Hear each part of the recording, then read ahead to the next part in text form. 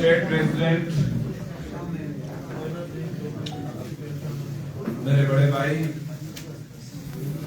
काबीना में हम एक साथ मिनिस्टर थे, एमएलए थे, साथ शर्मा जी आज पहली बार अध्यक्ष बन के यहाँ रजौली की जमीन पर तशरीफ लाए हैं। मैं अपने दिल की अहमी गहराइयों से और अपनी कॉन्स्टिट्यूंसी बुदल के बिलखसूस और डिस्ट्रिक्ट रजौली के ज़ीश और अवाम की तरफ से आपको खुशामदीद कहता हूँ।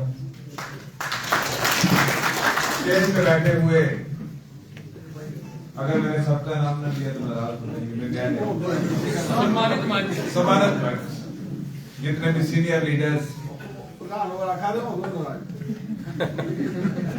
जितने भी सीनियर लीडर स्टेज पे बैठे हैं, और सबसे इम्पोर्टेंट आप लोग हैं जो आप स्टेज पे नहीं बैठे हैं और सिर्फ तालियां बजा रहे हैं, मेरे लिए आप सबसे ज्यादा मोहतरम हैं। आप सबको मेरा सलाम और आदाब। अध्यक्ष जी, आप पहली बार अध्यक्ष बन के यहाँ रजौली आए हैं और ये एक ऐसे समय में आप आए हैं, ऐसे वक्त में आए हैं जबकि यहाँ 2 महीने पहले, 2-2.5 महीने पहले चुनाव खत्म हुआ है। और मुझे ये कहने में फख्र महसूस होता है कि भारतीय जनता पार्टी का ग्राफ जो है वो रजौली और पुंछ डिस्ट्रिक्ट में एक अपनी आज तक की आजादी से लेके आज तक के सबसे हाईएस्ट ग्राफ पे पहुंचा है, टॉप पे। हमारी पार्टी कहीं 10%, 5%, 8%, 15% वोट लेती थी, आज 35%, 40% और बहुत सारी सीटों पर, रजौली वाली सीट पे हम बहुत मात्र 750 वोटों से जीत आए। मेरी कॉन्स्टिट्यूंसी में रिकॉर्ड भारतीय जनता पार्टी ने बाद में कर लो बिट्टू जी, मेरी कॉन्स्टिट्यूंसी में भारतीय जनता पार्टी ने रिकॉर्ड 24,000 वोट लिए और जहां 92% मुस्लिम पॉपुलेशन कॉन्स्टिट्यूंसी है। ये लोग नरेंद्र मोदी साहब की सरकार को और उनकी चलाई हुई पॉलिसीज को इसलिए पसंद करते हैं कि उसमें एक ट्रांसपेरेंसी है। यहां पे जितनी स्कीमें मरकज की तरफ से चलाई जाती है, स्कीमों में कहीं हिंदू मुस्लिम नहीं लिखा है। अगर राशन मिलती है तो वो हिंदू और मुसलमान को मिलती है, अगर सेहत कार्ड मिलता है तो वो हिंदू और मुसलमान को मिलता है, अगर सड़क बनती है तो वो सबको फायदा होता है। मुझे एक ऐसी पॉलिसी, एक ऐसी बात नहीं लगी जहां यह कहा गया हो कि यह सिर्फ उस पार्टी के लोगों के लिए जिनकी विचारधारा है। हमारे लोगों के साथ इंसाफ हो रहा है। हम भी एक मुद्दा लेके, एक मंशूर लेके अवाम के बीच में आए थे कि यहाँ पे हम टूरिज्म को फरोग देंगे, यहाँ हम टूरिस्ट सिटी बनाएंगे और इसके आगे फीडिंग स्टेशन बनाएंगे टूरिज्म के, हम 7 लेक्स को डेवलप करेंगे, हम रजौली को एट पार कश्मीर के लेवल पे डेवलप करेंगे। लेकिन बदकिस्मती से लोगों ने, शायद हमें देर हो गई, हम वो अपनी बात पहुंचाने में कासर रहे, लेकिन हमारे मद्दे मुकाबल जो लोग यहां से इलेक्शन जीते हैं, जिन लोगों ने 7 सीटें ली हैं, वो भी एक मंशूर लेके अवाम के बीच में आए थे, वो भी एक एजेंडा और प्रोग्राम लेके आए थे। उन्होंने आपसे कहा था, उन्होंने यहाँ की जनता से कहा था कि हम आपको फ्री में गैस सिलेंडर देंगे। आज अध्यक्ष जी, आपको हैरानगी होगी कि गैस की गाड़ी अगर कहीं से जा रही होती है तो लोग उसके पीछे भागना शुरू करते हैं कि एमसी वालों का मुफ्त गैस सिलेंडर है और आगे से वो गैस सिलेंडर नहीं मिलता। मैं हैरान हुआ जो जमात चुनाव में ये चाहती थी कि हम लोगों को डबल राशन देंगे।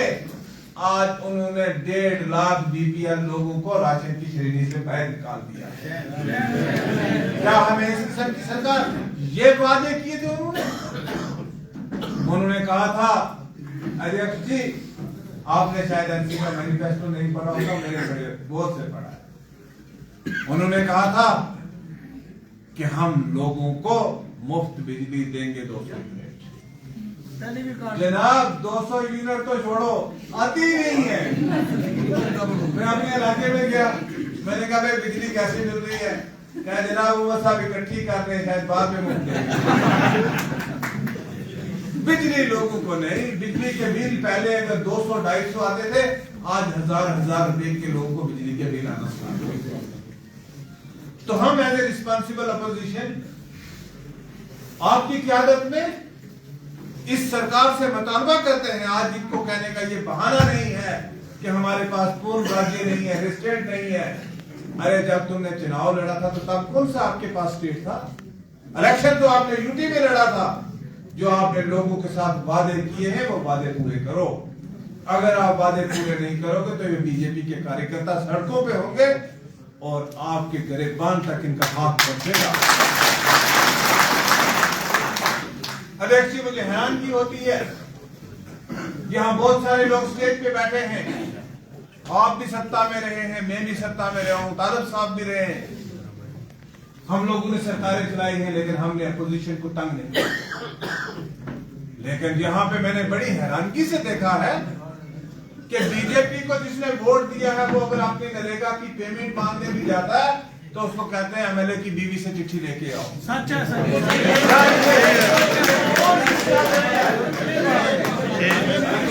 ये तो सुना था एमएलए से चिट्ठी लेके आओ, यहाँ तो कहा जाता है एमएलए की बीवी से चिट्ठी लेके आओ। अब कहाँ ढूंढे लोग? ये हैरानगी की बात है। और मैं एडमिनिस्ट्रेशन को चेतावनी देना चाहता हूं, कहना चाहता हूं कि लोगों के साथ नाइंसाफी बंद करो। एक महकमा और चंद ऑफिसर जिन लोगों ने इस इलेक्शन को हाईजैक किया, हम उस तरीके से नहीं चलने देंगे जिस तरीके से आज से पहले निजाम चलाया। तो मैं आप लोगों को, पार्टी के कार्यकर्ताओं को अध्यक्ष साहब की मौजूदगी में यकीन दिलाता हूं कि बीजेपी जख्मी शेर अभी जिंदा है।